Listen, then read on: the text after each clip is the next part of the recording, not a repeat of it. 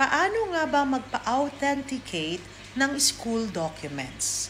Unang-una, dapat galing sa school.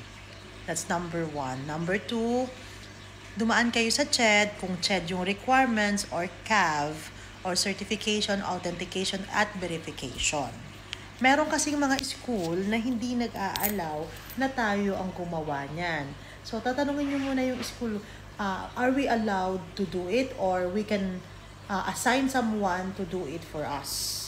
So, kapag inalaw nila na kami ang gumawa, di kami nang gagawa.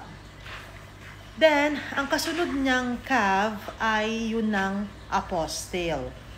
Madali lang yung apostille, magsabi kayo sa amin, kami na ang mag-i-schedule, kami pa ang kukuha, kami pa ang gagawa ng lahat. Then, after the apostille, ang kasunod niyan ay UAE Embassy Stamping or the Embassy Stamping kung saan ka naman pupunta.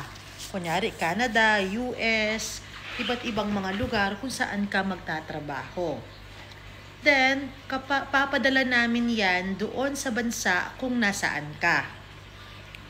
Halimbawa, kung nasa US ka, ipapadala ko yan sa US. Kung nasa Canada ka, ipapadala ko yan sa Canada.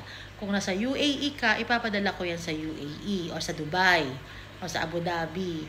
Ganun ang proseso. Pero syempre walang magic, okay?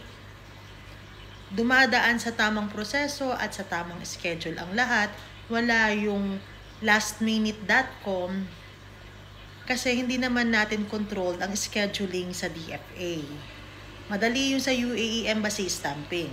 Kung na-stamp na yan at medyo matagal na, 1 taon na yung apostille mo, na-stamp na sa apostille, hindi na yan pwede. Pero kung natapos mo na yan sa MOFA, kahit luma na yung apostille mo, okay pa yan. So, pag kailangan nyo na magpa-process ng school documents authentication, let's come to Yes Pinoy Pro and we will do the needful for you. That's document clearing and wag ka nang magproblema pa, kami nang bahala dyan.